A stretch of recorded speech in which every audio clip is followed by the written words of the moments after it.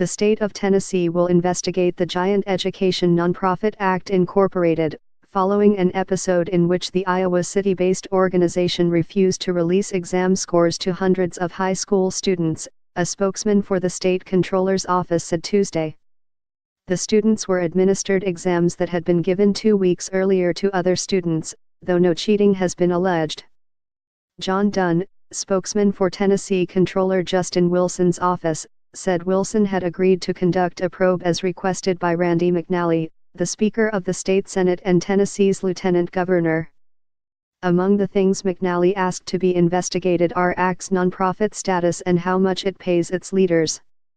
ACT issued a statement saying in part, and the full response is below. While ACT has not been contacted by the controller at this time, we always welcome any discussion with our partners. ACT is fully compliant with its not-for-profit status and will cooperate with any inquiries made in this regard. ACT is committed to the appropriate use of information obtained through assessments that we administer.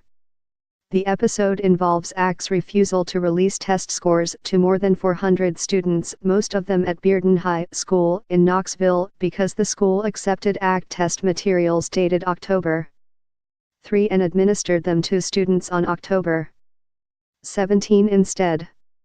ACT officials said they cannot release the scores because other students took the same test October 3 and the integrity of the test would be suspect. Students, parents, and McNally asked ACT to release the scores, noting no accusation of cheating had been made. ACT officials met with McNally and other officials November 28 in an unsuccessful bid to reach a resolution. The University of Tennessee agreed to accept applicants' scores from the exam at Bearden and from Alvin C.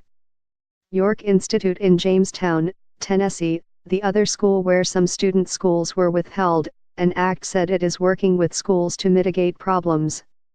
Several hundred students have retaken the exam. Paul Weeks, Senior Vice President for Client Relations at ACT, said Bearden officials had requested the October 3 version of the ACT but didn't give it to students until 2 weeks later, though 1,068 schools did take the test on the correct date.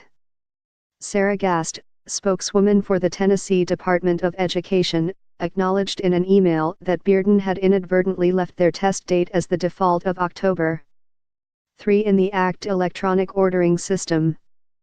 We have continually conveyed our opinion to ACT that we want them to change their position so students' effort is honored, but we recognize that this decision is theirs alone to make, Gast said.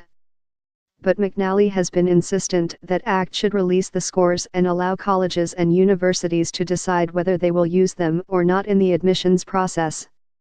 In a recent news release, he said, "A bureaucratic error should not stand in the way of these young people's future. The ACT simply needs to explain the situation, release the scores and let colleges and universities make their own determination as to their value."